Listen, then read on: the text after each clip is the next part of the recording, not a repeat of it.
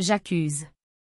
Astérisque astérisque astérisque au lecteur deuxième année. Numéro 87 5 centimes jeudi 13 janvier 1898 et l'aurore littéraire, artistique, social directeur. Ernest Vaughan Émile Zola, j'accuse.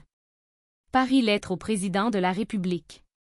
Lettre à Monsieur Félix Faure président de la République. Monsieur le Président, me permettez-vous, dans ma gratitude pour le bienveillant accueil que vous m'avez fait un jour, d'avoir le souci de votre juste gloire et de vous dire que votre étoile, si heureuse jusqu'ici, est menacée de la plus honteuse, de la plus ineffaçable des tâches?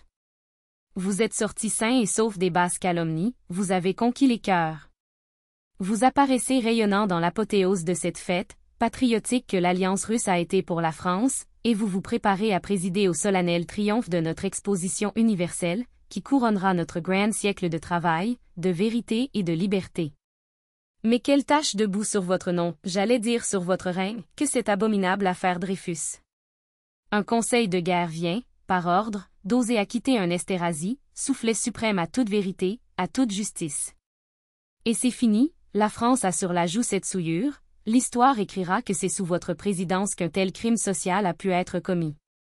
Puisqu'ils ont osé, j'oserai aussi, moi. La vérité, je la dirai, car j'ai promis de la dire, si la justice, régulièrement saisie, ne la faisait pas, pleine et entière. Mon devoir est de parler, je ne veux pas être complice. Mes nuits seraient hantées par le spectre de l'innocent qui expie là-bas, dans la plus affreuse des tortures, un crime qu'il n'a pas commis. Et c'est à vous, Monsieur le Président, que je la crierai, cette vérité, de toute la force de ma révolte d'honnête homme. Pour votre honneur, je suis convaincu que vous l'ignorez. Et à qui donc dénoncerai-je la tourbe malfaisante des vrais coupables, si ce n'est à vous, le premier magistrat du pays?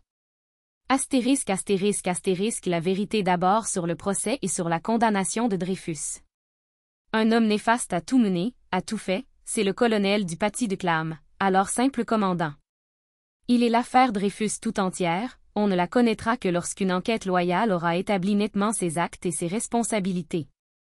Il apparaît comme l'esprit le plus fumeux, le plus compliqué, hanté d'intrigues romanesques, se complaisant au moyen des romans feuilletons, les papiers volés, les lettres anonymes, les rendez-vous dans les endroits déserts, les femmes mystérieuses qui colportent, de nuit, des preuves accablantes. C'est lui qui imagina de dicter le bordereau à Dreyfus, c'est lui qui rêva de l'étudier dans une pièce entièrement revêtue de glace, c'est lui que le commandant Forzinetti nous représente armé d'une lanterne sourde, voulant se faire introduire près de l'accusé endormi, pour projeter sur son visage un brusque flot de lumière et surprendre ainsi son crime, dans l'émoi du réveil. Et je n'ai pas à tout dire, qu'on cherche, on trouvera. Je déclare simplement que le commandant du Paty de Clam, chargé d'instruire l'affaire Dreyfus, comme officier judiciaire, est, dans l'ordre des dates et des responsabilités, le premier coupable de l'effroyable erreur judiciaire qui a été commise. Le bordereau était depuis quelque temps déjà entre les mains du colonel Sander, directeur du bureau des renseignements, mort depuis de paralysie générale. Des fuites avaient lieu, des papiers disparaissaient, comme il en disparaît aujourd'hui encore, et l'auteur du bordereau était recherché, lorsqu'un a priori se fit peu à peu que cet auteur ne pouvait être qu'un officier de l'état-major, et un officier d'artillerie, double erreur manifeste, qui montre avec quel esprit superficiel on avait étudié ce bordereau, car un examen raisonné démontre qu'il ne pouvait s'agir que d'un officier de troupe. On cherchait donc dans la maison, on examinait les écritures, c'était comme une affaire de famille, un traître à surprendre dans les bureaux même, pour l'en expulser. Et, sans que je veuille refaire ici une histoire connue en partie, le commandant du Paty de Clam entre en scène, dès qu'un premier soupçon tombe sur Dreyfus. À partir de ce moment, c'est lui qui a inventé Dreyfus, l'affaire devient son affaire, il se fait fort de confondre le traître, de l'amener à des aveux complets. Il y a bien le ministre de la guerre, le général Mercier, dont l'intelligence semble médiocre, il y a bien le chef de l'état-major, le général de Boisdeffre, qui paraît avoir cédé à sa passion cléricale, et le sous-chef de l'état-major, le général Gons, dont la conscience a pu s'accommoder de beaucoup de choses. Mais, au fond, il n'y a d'abord que le commandant du Paty de Clam, qui les mène tous, qui les hypnotise, car il s'occupe aussi de spiritisme, d'occultisme, il converse avec les esprits. On ne croira jamais les expériences auxquelles il a soumis le malheureux Dreyfus, les pièges dans lesquels il a voulu le faire tomber, les enquêtes folles, les imaginations monstrueuses, toute une démence torturante. Ah! Cette première affaire, elle est un cauchemar, pour qui la connaît dans ses détails vrais. Le commandant du paty de Clam arrête Dreyfus, le met au secret. Il court chez Madame Dreyfus, la terrorise, lui dit que, si elle parle, son mari est perdu. Pendant ce temps, le malheureux s'arrachait la chair, hurlait son innocence. Et l'instruction a été faite ainsi, comme dans une chronique du XVe siècle, au milieu du mystère, avec une complication d'expédients farouches, tout cela basé sur une seule charge enfantine, ce bordereau imbécile, qui n'était pas seulement une trahison vulgaire, qui était aussi la plus impudente des escroqueries, car les fameux secrets livrés se trouvaient presque tous sans valeur. Si j'insiste, c'est que l'œuf est ici, d'où va sortir plus tard le vrai crime, l'épouvantable déni de justice dont la France est malade. Je voudrais faire toucher du doigt comment l'erreur judiciaire a pu être possible, comment elle est née des machinations du commandant du paty de Clam, comment le général Mercier, les généraux de Boisdeffre-et-Gonse ont pu s'y laisser prendre, engager peu à peu leur responsabilité dans cette erreur, qu'ils ont cru devoir, plus tard, imposer comme la vérité sainte, une vérité qui ne se discute même pas. Au début, il n'y a donc de leur part que de l'incurie et de l'inintelligence. Tout au plus, les sentons céder aux passions religieuses du milieu et aux préjugés de l'esprit de corps. Ils ont laissé faire la sottise. Mais voici Dreyfus devant le conseil de guerre. Le huis clos le plus absolu est exigé. Un traître aurait ouvert la frontière à l'ennemi, pour conduire l'empereur allemand jusqu'à Notre-Dame, qu'on ne prendrait pas des mesures de silence et de mystère plus étroites. La nation est frappée de stupeur, on chuchote des faits terribles, de ces trahisons monstrueuses qui indignent l'histoire, et naturellement la nation s'incline. Il n'y a pas de châtiment assez sévère, elle applaudira à la dégradation publique, elle voudra que le coupable reste sur son rocher d'infamie, dévoré par le remords. Est-ce donc vrai, les choses indicibles, les choses dangereuses, capables de mettre l'Europe en flammes, qu'on a dû enterrer soigneusement derrière ce huis clos? Non. Il n'y a eu, derrière, que les imaginations romanesques et démentes du commandant du paty de Clam. Tout cela n'a été fait que pour cacher le plus saugrenu des romans feuilletons. Et il suffit, pour s'en assurer, d'étudier attentivement l'acte d'accusation lu devant le conseil de guerre. Ah! Le néant de cet acte d'accusation. Qu'un homme ait pu être condamné sur cet acte, c'est un prodige d'iniquité. Je défie les honnêtes gens de le lire, sans que leur cœur bondisse d'indignation et crie leur révolte, en pensant à l'expiation démesurée, là-bas, à l'île du diable. Dreyfus sait plusieurs langues, crime, on n'a trouvé chez lui aucun papier compromettant, crime, il va parfois dans son pays d'origine, crime, il est laborieux, il a le souci de tout savoir, crime, il ne se trouble pas, crime, il se trouble, crime. Et les naïvetés de rédaction, les formelles assertions dans le vide. On nous avait parlé de 14 chefs d'accusation. Nous n'en trouvons qu'une seule en fin de compte, celle du bordereau, et nous apprenons même que les experts n'étaient pas d'accord, qu'un d'eux, M. Gobert, a été bousculé militairement, parce qu'il se permettait de ne pas conclure dans le sens désiré. On parlait aussi de 23 officiers qui étaient venus accabler Dreyfus de leurs témoignages. Nous ignorons encore leurs interrogatoires, mais il est certain que tous ne l'avaient pas chargé, et il est à remarquer, en outre, que tous appartenaient au bureau de la guerre. C'est un procès de famille, on est là entre soi, et il faut s'en souvenir, l'état-major a voulu le procès, l'a jugé, et il vient de le juger une seconde fois. Donc, il ne restait que le bordereau, sur lequel les experts ne s'étaient pas entendus.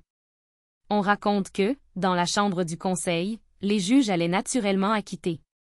Et, dès lors, comme l'on comprend l'obstination désespérée avec laquelle, pour justifier la condamnation, on affirme aujourd'hui l'existence d'une pièce secrète, accablante, la pièce qu'on ne peut montrer, qui légitime tout, devant laquelle nous devons nous incliner, le bon Dieu invisible et inconnaissable. Je la nie, cette pièce, je la nie de toute ma puissance. Une pièce ridicule, oui, peut-être la pièce où il est question de petites femmes, et où il est parlé d'un certain D, qui devient trop exigeant, quelque mari sans doute trouvant qu'on ne lui payait pas sa femme assez cher. Mais une pièce intéressant la défense nationale, qu'on ne saurait produire sans que la guerre fût déclarée demain, non, non. C'est un mensonge, et cela est d'autant plus odieux et cynique qu'il ment impunément sans qu'on puisse les en convaincre. Il ameute la France, il se cache derrière sa légitime émotion, il ferme les bouches en troublant les cœurs, en pervertissant les esprits. Je ne connais pas de plus grand crime civique. Voilà donc, Monsieur le Président, les faits qui expliquent comment une erreur judiciaire a pu être commise, et les preuves morales, la situation de fortune de Dreyfus, l'absence de motif, son continuel cri d'innocence, achèvent de le montrer comme une victime des extraordinaires imaginations du commandant du paty de Clam, du milieu clérical où il se trouvait, de la chasse aux « sales juifs » qui déshonorent notre époque. Astérisque astérisque astérisque et nous arrivons à l'affaire Esterhazy. 3 ans se sont passés, beaucoup de consciences restent troublées profondément, s'inquiètent, cherchent, finissent par se convaincre de l'innocence de Dreyfus. Je ne ferai pas l'historique des doutes, puis de la conviction de M. Scheurer-Kestner. Mais, pendant qu'il fouillait de son côté, il se passait des faits graves à l'état-major même. Le colonel Sander était mort, et le lieutenant-colonel Picard lui avait succédé comme chef du bureau des renseignements. Et c'est à ce titre, dans l'exercice de ses fonctions, que ce dernier eut un jour entre les mains une lettre télégramme, adressée au commandant Esterhazy, par un agent d'une puissance étrangère. Son devoir strict était d'ouvrir une enquête. La certitude est qu'il n'a jamais agi en dehors de la volonté de ses supérieurs. Il soumit donc ses soupçons à ses supérieurs hiérarchiques, le général Gons, puis le général de Boisdeffre, puis le général Billot, qui avait succédé au général Mercier comme ministre de la guerre. Le fameux dossier Picard, dont il a été tant parlé, n'a jamais été que le dossier Billot, j'entends le dossier fait par un subordonné pour son ministre, le dossier qui doit exister encore au ministère de la guerre. Les recherches durèrent de mai à septembre 1896, et ce qu'il faut affirmer bien haut, c'est que le général Gons était convaincu de la culpabilité d'Esterhazy, c'est que le général de Boisdeffre et le général Billot ne mettaient pas en doute que le fameux bordereau fût de l'écriture d'Esterhazy. L'enquête du lieutenant-colonel Picard avait abouti à cette constatation certaine. Mais l'émoi était grand, car la condamnation d'Esterhazy entraînait inévitablement la révision du procès Dreyfus, et c'était ce que l'état-major ne voulait à aucun prix. Il dut y avoir là une minute psychologique pleine d'angoisse. Remarquez que le général Billot n'était compromis dans rien, il arrivait tout frais, il pouvait faire la vérité. Il n'osa pas, dans la terreur sans doute de l'opinion publique, certainement aussi dans la crainte de livrer tout l'état-major, le général de Boisdeffre, le général Gons, sans compter les sous-ordres. Puis, ce ne fut là qu'une minute de combat entre sa conscience et ce qu'il croyait être l'intérêt militaire. Quand cette minute fut passée, il était déjà trop tard. Il s'était engagé, il était compromis. Et, depuis lors, sa responsabilité n'a fait que grandir, il a pris à sa charge le crime des autres, il est aussi coupable que les autres, il est plus coupable qu'eux, car il a été le maître de faire justice, et il n'a rien fait. Comprenez-vous cela? Voici 1 an que le général Billot, que les généraux de Boisdeffre et Gons savent que Dreyfus est innocent, et ils ont gardé pour eux cette effroyable chose. Et ces gens-là dorment, et ils ont des femmes et des enfants qu'ils aiment. Le colonel Picard avait rempli son devoir d'honnête homme. Il insistait auprès de ses supérieurs, au nom de la justice. Il les suppliait même, il leur disait combien leur délai était impolitique devant le terrible orage qui s'amoncelait, qui devait éclater, lorsque la vérité serait connue. Ce fut, plus tard, le langage que M. Scheurer-Kestner tint également au général Billot, l'adjurant par patriotisme de prendre en main l'affaire, de ne pas la laisser s'aggraver, au point de devenir un désastre public. Non. Le crime était commis, l'état-major ne pouvait plus avouer son crime. Et le lieutenant-colonel Picard fut envoyé en mission, on l'éloigna de plus loin en plus loin, jusqu'en Tunisie, où l'on voulut même un jour honorer sa bravoure, en le chargeant d'une mission qui l'aurait fait sûrement massacrer, dans les parages où le marquis de Morès a trouvé la mort. Il n'était pas en disgrâce, le général Gons entretenait avec lui une correspondance amicale. Seulement, il est des secrets qu'il ne fait pas bon d'avoir surpris. À Paris, la vérité marchait, irrésistible, et l'on sait de quelle façon l'orage attendu éclata. Monsieur Mathieu Dreyfus dénonça le commandant Esterhazy comme le véritable auteur du bordereau, au moment où monsieur Scheurer-Kestner allait déposer, entre les mains du garde des Sceaux, une demande en révision du procès. Et c'est ici que le commandant Esterhazy paraît. Des témoignages le montrent d'abord affolé, prêt au suicide ou à la fuite. Puis, tout d'un coup, il paye d'audace, il étonne Paris par la violence de son attitude. C'est que du secours lui était venu, il avait reçu une lettre anonyme l'avertissant des menées de ses ennemis, une dame mystérieuse s'était même dérangée de nuit pour lui remettre une pièce volée à l'état-major, qui devait le sauver. Et je ne puis m'empêcher de retrouver là le lieutenant-colonel du Paty de Clam, en reconnaissant les expédients de son imagination fertile. Son œuvre, la culpabilité de Dreyfus, était en péril, et il a voulu sûrement défendre son œuvre. La révision du procès, mais c'était l'écroulement du roman feuilleton si extravagant, si tragique, dont le dénouement abominable a lieu à l'île du diable. C'est ce qu'il ne pouvait permettre. Dès lors, le duel va avoir lieu entre le lieutenant-colonel Picard et le lieutenant-colonel du Paty de Clam, l'un le visage découvert, l'autre masqué. On les retrouvera prochainement tous deux devant la justice civile. Au fond, c'est toujours l'état-major qui se défend, qui ne veut pas avouer son crime, dont l'abomination grandit d'heure en heure. On s'est demandé avec stupeur quels étaient les protecteurs du commandant Esterhazy. C'est d'abord, dans l'ombre, le lieutenant-colonel du Paty de Clam qui a tout machiné, qui a tout conduit. Sa main se trahit aux moyens saugrenus. Puis, c'est le général de Boisdeffre, c'est le général Gons, c'est le général Billaud lui-même, qui sont bien obligés de faire acquitter le commandant, puisqu'ils ne peuvent laisser reconnaître l'innocence de Dreyfus, sans que les bureaux de la guerre croulent sous le mépris public. Et le beau résultat de cette situation prodigieuse, c'est que l'honnête homme là-dedans, le lieutenant-colonel Picard, qui seul a fait son devoir, va être la victime, celui qu'on bafouera et qu'on punira. Ô justice, quelle affreuse désespérance serre le cœur. On va jusqu'à dire que c'est lui le faussaire, qu'il a fabriqué la carte télégramme pour perdre Esterhazy. Mais, grand Dieu! Pourquoi? Dans quel but? Donner un motif. Est-ce que celui-là aussi est payé par les Juifs? Le joli de l'histoire est qu'il était justement antisémite. Oui. Nous assistons à ce spectacle infâme, des hommes perdus de dettes et de crimes dont on proclame l'innocence, tandis qu'on frappe l'honneur même, un homme à la vie sans tache. Quand une société en est là, elle tombe en décomposition. Voilà donc, Monsieur le Président, l'affaire Esterhazy, un coupable qu'il s'agissait d'innocenter. Depuis bientôt 2 mois, nous pouvons suivre heure par heure la belle besogne. J'abrège, car ce n'est ici, en gros, que le résumé de l'histoire dont les brûlantes pages seront un jour écrites tout au long. Et nous avons donc vu le général de Pellieux, puis le commandant Ravary, conduire une enquête scélérate d'où les coquins sortent transfigurés et les honnêtes gens salis. Puis, on a convoqué le conseil de guerre. Astérisque, astérisque, astérisque, comment a-t-on pu espérer qu'un conseil de guerre déferait ce qu'un conseil de guerre avait fait? Je ne parle même pas du choix toujours possible des juges. L'idée supérieure de discipline, qui est dans le sang de ces soldats, ne suffit-elle à infirmer leur pouvoir même d'équité? Qui dit discipline dit obéissance. Lorsque le ministre de la guerre, le grand chef, a établi publiquement, aux acclamations de la représentation nationale, l'autorité absolue de la chose jugée, vous voulez qu'un conseil de guerre lui donne un formel démenti? Hiérarchiquement, cela est impossible. Le général Billaud a suggestionné les juges par sa déclaration, et ils ont jugé comme ils doivent aller au feu, sans raisonner.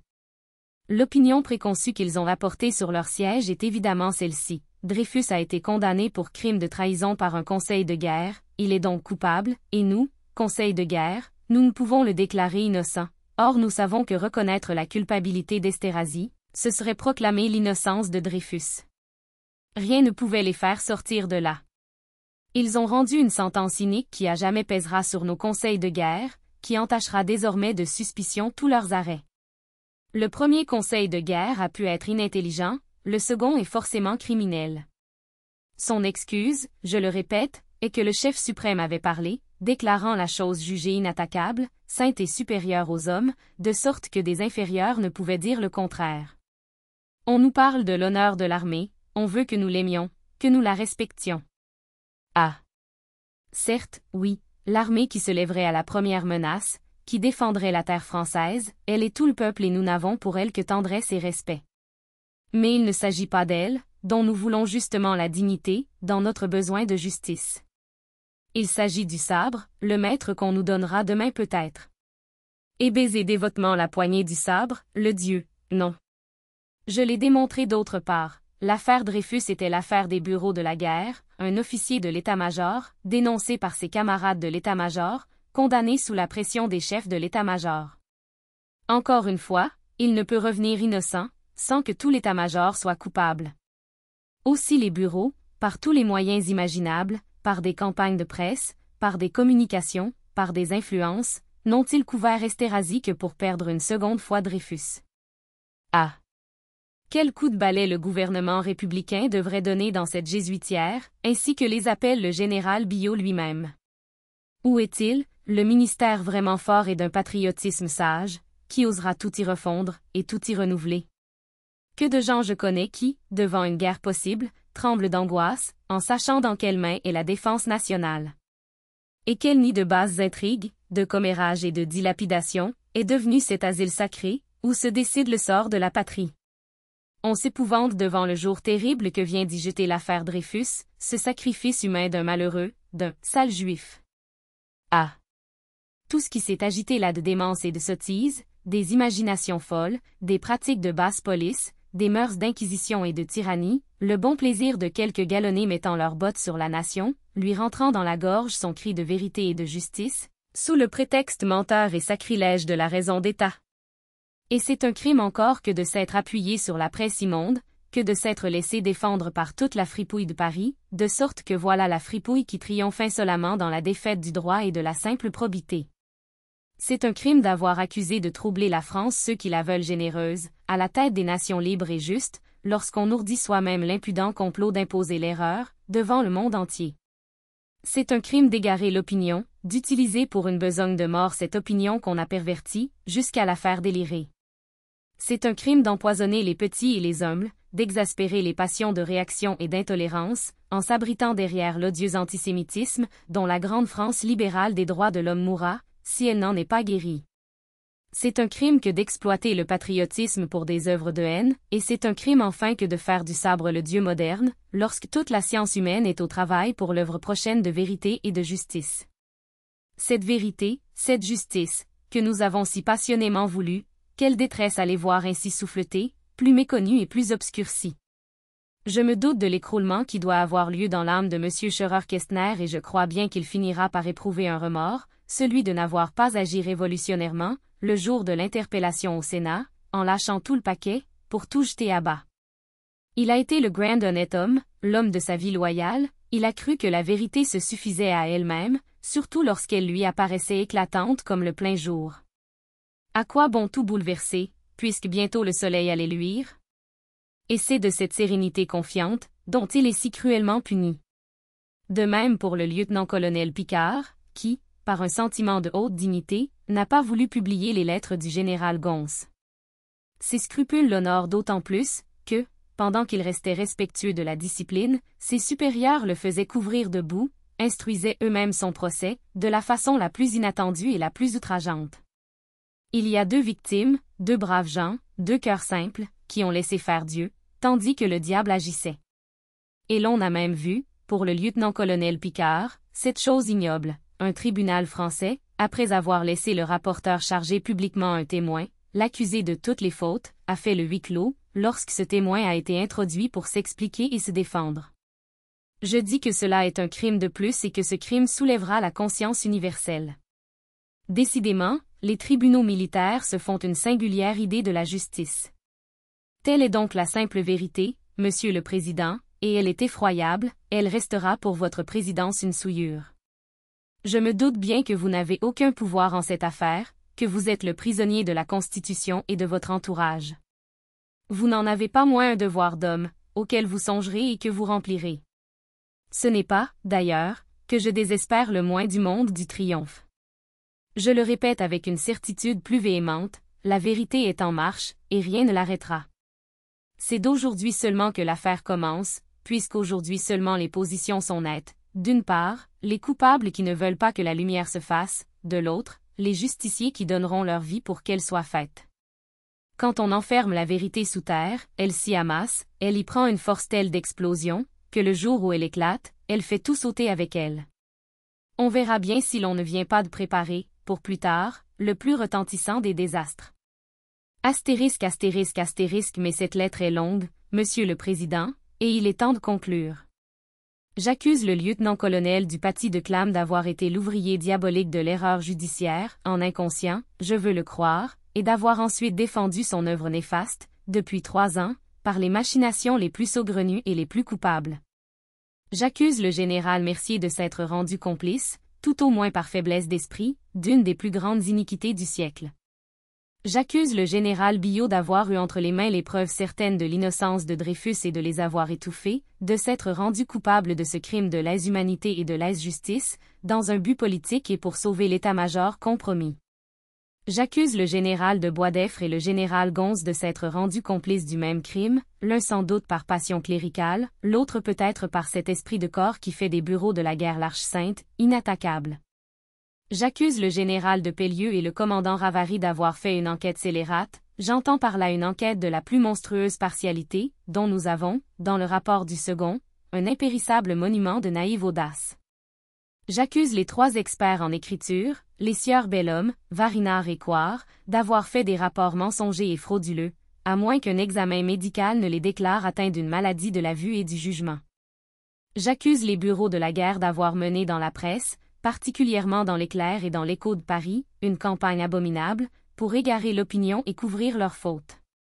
J'accuse enfin le premier conseil de guerre d'avoir violé le droit, en condamnant un accusé sur une pièce restée secrète, et j'accuse le second conseil de guerre d'avoir couvert cette illégalité, par ordre, en commettant à son tour le crime juridique d'acquitter sciemment un coupable. En portant ces accusations, je n'ignore pas que je me mets sous le coup des articles 30 et 31 de la loi sur la presse du 29 juillet 1881, qui punit les délits de diffamation. Et c'est volontairement que je m'expose. Quant aux gens que j'accuse, je ne les connais pas, je ne les ai jamais vus, je n'ai contre eux ni rancune ni haine. Ils ne sont pour moi que des entités, des esprits de malfaisance sociale. Et l'acte que j'accomplis ici n'est qu'un moyen révolutionnaire pour hâter l'explosion de la vérité et de la justice. Je n'ai qu'une passion, celle de la lumière, au nom de l'humanité qui a tant souffert et qui a droit au bonheur.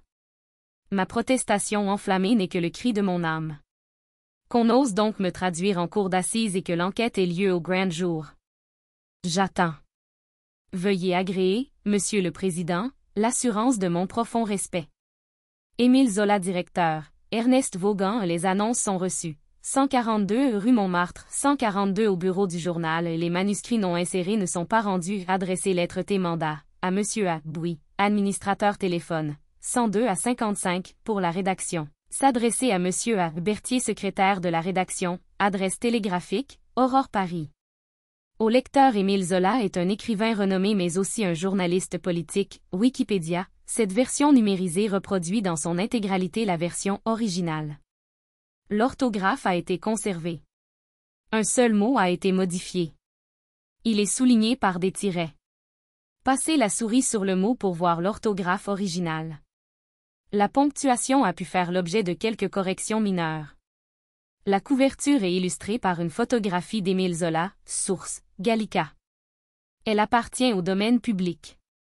Astérisque astérisque astérisque end of the Project Gutenberg ebook. J'accuse. Asterisk asterisk asterisk updated editions will replace the previous one, the old editions will be renamed. Creating the works from print editions not protected by U.S. copyright law means that no one owns a United States copyright in these works, so the Foundation, and you, can copy and distribute it in the United States without permission and without paying copyright royalties.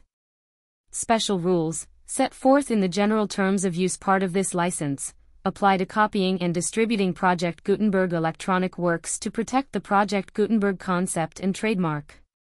Project Gutenberg is a registered trademark, and may not be used if you charge for an ebook, except by following the terms of the trademark license, including paying royalties for use of the Project Gutenberg trademark. If you do not charge anything for copies of this ebook, complying with the trademark license is very easy. You may use this ebook for nearly any purpose such as creation of derivative works, reports, performances and research. Project Gutenberg ebooks may be modified and printed and given away. You may do practically anything in the United States with ebooks not protected by U.S. copyright law. Redistribution is subject to the trademark license, especially commercial redistribution.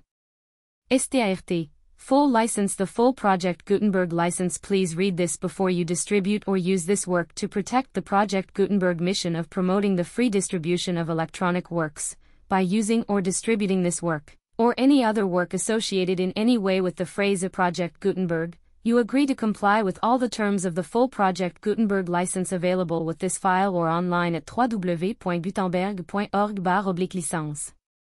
Section 1.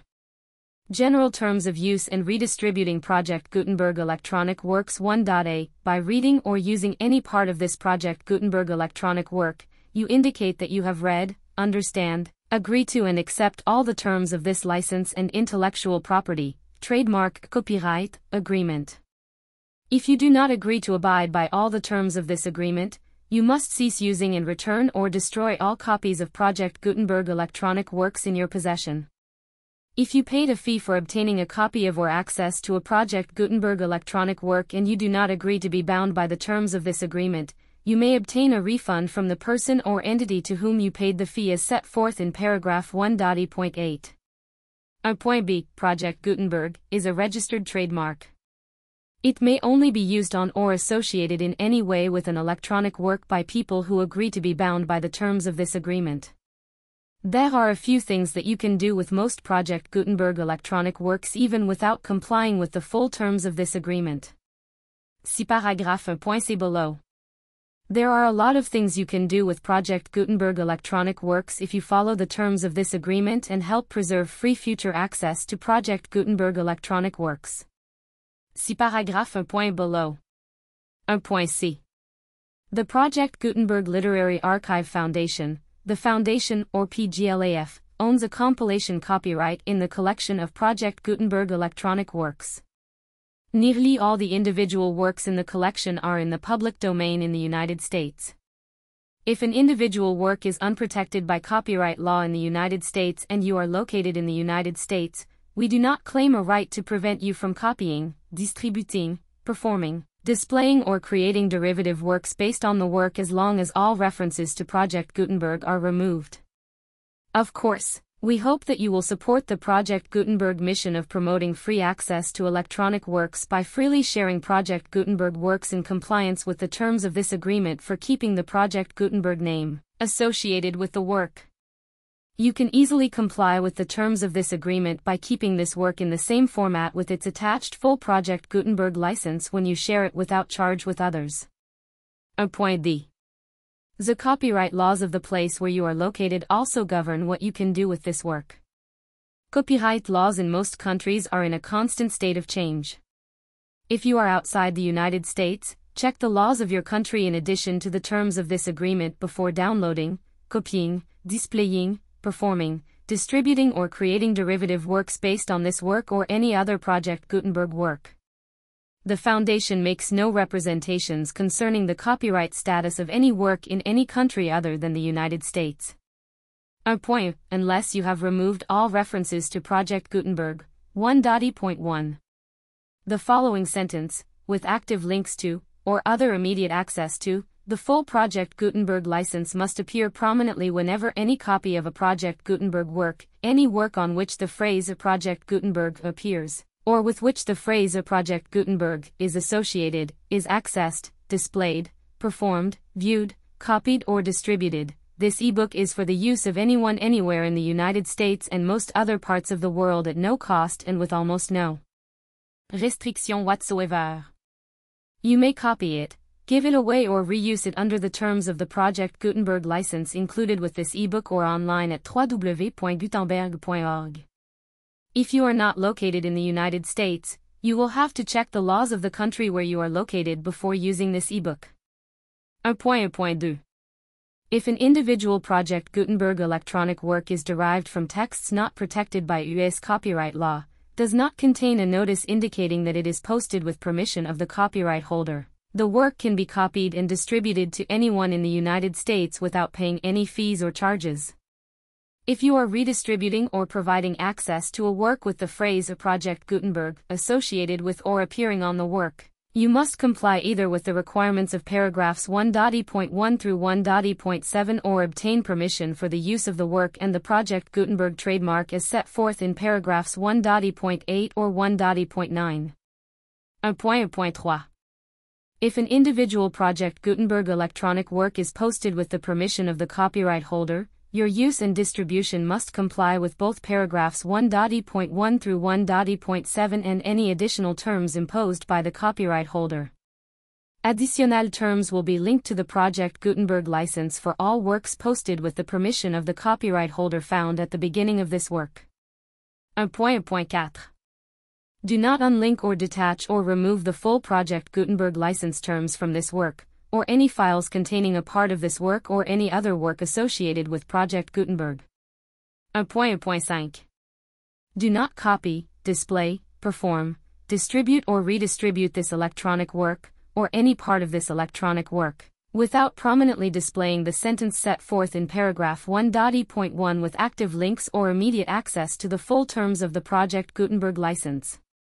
1.6. You may convert to and distribute this work in any binary, compressed, marked up, non-proprietary or proprietary form, including any word processing or hypertext form.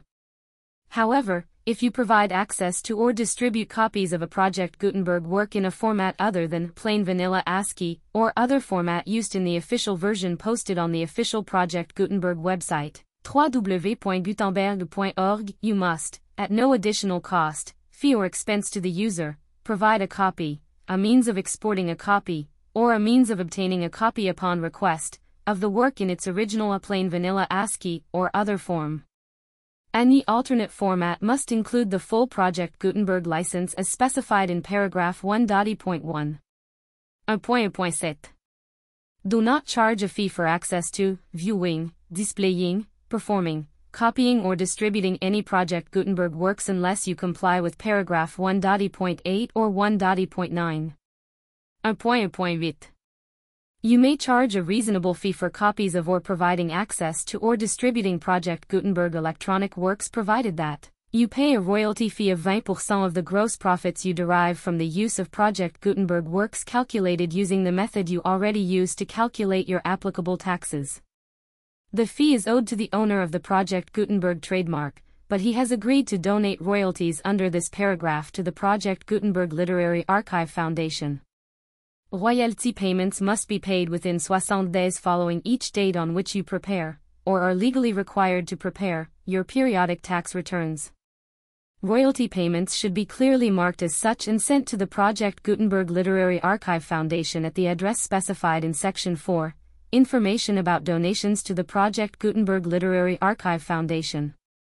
You provide a full refund of any money paid by a user who notifies you in writing, or by email, within 30 days of receipt that he does not agree to the terms of the full Project Gutenberg license.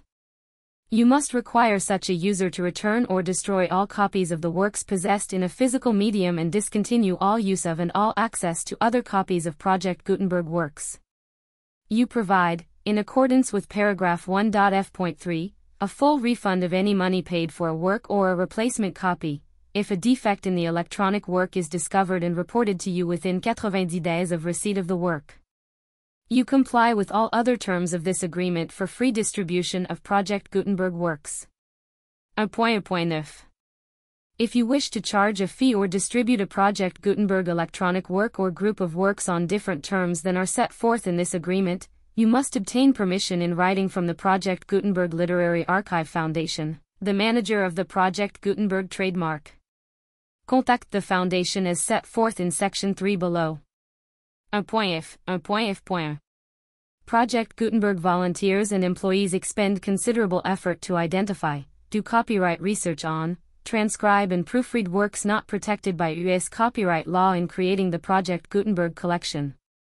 Despite these efforts, Project Gutenberg electronic works, and the medium on which they may be stored, may contain defects, such as, but not limited to, incomplete, inaccurate or corrupt data, transcription errors, a copyright or other intellectual property infringement, a defective or damaged disk or other medium, a computer virus, or computer codes that damage or cannot be read by your equipment. 1.f.2. Limited warranty, disclaimer of damages, except for the right of replacement or refund, described in paragraph 1.f.3, the Project Gutenberg Literary Archive Foundation, the owner of the Project Gutenberg trademark, and any other party distributing a Project Gutenberg electronic work under this agreement, disclaim all liability to you for damages, costs and expenses, including legal fees. You agree that you have no remedies for negligence, strict liability, breach of warranty or breach of contract except those provided in paragraph 1.f.3. You agree that the foundation, the trademark owner, and any distributor under this agreement will not be liable to you for actual, direct, indirect, consequential, punitive or incidental damages even if you give notice of the possibility of such damage. 1.f.3. Limited right of replacement or refund. If you discover a defect in this electronic work within 90 days of receiving it, you can receive a refund of the money, if any, you paid for it by sending a written explanation to the person you received the work from. If you received the work on a physical medium, you must return the medium with your written explanation. The person or entity that provided you with the defective work may elect to provide a replacement copy in lieu of a refund. If you received the work electronically, the person or entity providing it to you may choose to give you a second opportunity to receive the work electronically in lieu of a refund. If the second copy is also defective, you may demand a refund in writing without further opportunities to fix the problem. 1.f.4. Except for the limited right of replacement or refund set forth in paragraph 1.f.3, this work is provided to you, SIS, with no other warranties of any kind, express or implied, including but not limited to warranties of merchantability or fitness for any purpose. 1.f.5. Some states do not allow disclaimers of certain implied warranties or the exclusion or limitation of certain types of damages. If any disclaimer or limitation set forth in this agreement violates the law of the state applicable to this agreement, the agreement shall be interpreted to make the maximum disclaimer or limitation permitted by the applicable state law. The invalidity or unenforceability of any provision of this agreement shall not void the remaining provisions. 1.f.6. Indemnity. You agree to indemnify and hold the foundation, the trademark owner, any agent or employee of the foundation, anyone providing copies of Project Gutenberg electronic works in accordance with this agreement, and any volunteers associated with the production, promotion and distribution of Project Gutenberg electronic works, harmless from all liability, costs and expenses, including legal fees, that arise directly or indirectly from any of the following which you do or cause to occur. A. Distribution of this or any Project Gutenberg work. B. Altération, modification, or additions or deletions to any Project Gutenberg work, and C. Any defect you cause. Section 2. Information about the mission of Project Gutenberg. Project Gutenberg is synonymous with the free distribution of electronic works in formats readable by the widest variety of computers including obsolete, old, middle-aged and new computers. It exists because of the efforts of hundreds of volunteers and donations from people in all walks of life. Volunteers and financial support to provide volunteers with the assistance they need are critical to reaching Project Gutenberg's goals and ensuring that the Project Gutenberg collection will remain freely available for generations to come. In 2001, the Project Gutenberg Literary Archive Foundation was created to provide a secure and permanent future for Project Gutenberg and future generations. To learn more about the Project Gutenberg Literary Archive Foundation and how your efforts and donations can help, see sections 3 and 4 and the Foundation information page at www.gutenberg.org. Section 3. Information about the Project Gutenberg Literary Archive Foundation. The Project Gutenberg Literary Archive Foundation is a non-profit 501(c)(3) educational corporation organized under the laws of the state of Mississippi and granted tax-exempt status by the Internal Revenue Service. The Fondation SEIN or Federal Tax Identification Number is 64-6221541. Contributions to the Project Gutenberg Literary Archive Foundation are tax-deductible to the full extent permitted by U.S. federal laws and your state's laws. The Fundacion's business office is located at 809 North 1500 West, Salt Lake City, Utah 84116, 801-596-1887. Email contact links and up-to-date contact information can be found at the Fundacion's website and official page at www.gutenberg.org/contact section 4. Information about donations to the Project Gutenberg Literary Archive Foundation. Project Gutenberg depends upon and cannot survive without widespread public support and donations to carry out its mission of increasing the number of public domain and licensed works that can be freely distributed in machine-readable form accessible by the widest array of equipment including outdated equipment. Many small donations, $1 to $5,000, are particularly important to maintaining tax-exempt status with the IRS. The Foundation is committed to complying with the laws regulating charities and charitable donations in les 50 states of the United States. Compliance requirements are not uniform and it takes a considerable effort, much paperwork and many fees to meet and keep up with these requirements. We do not solicit donations in locations where we have not received written confirmation of compliance. To send donations or determine the status of compliance for any particular state, visit www.gutenberg.org/donate. While we cannot and do not solicit contributions from states where we have not met the solicitation requirements, we know of no prohibition against accepting unsolicited donations from donors in such states who approach us with offers to donate. International donations are gratefully accepted, but we cannot make any statements concerning tax treatment of donations received from outside the United States. US laws alone swamp our small staff. Please check the Project Gutenberg web pages for current donation methods and addresses. Donations are accepted in a number of other ways including checks, online payments and credit card donations. To donate, please visit www.gutenberg.org/donate. Section 5. General information about Project Gutenberg Electronic Works. Professor Michael S. Hart was the originator of the Project Gutenberg concept of a library of electronic works that could be freely shared with anyone. For 40 years, he produced and distributed Project Gutenberg ebooks with only a loose network of volunteer support. Project Gutenberg ebooks are often created from several printed editions, all of which are confirmed as not protected by copyright in the US unless a copyright notice is included. We do not necessarily keep ebooks in compliance with any particular paper edition. Most people start at our website, which has the main PG search facility, www.gutenberg.org.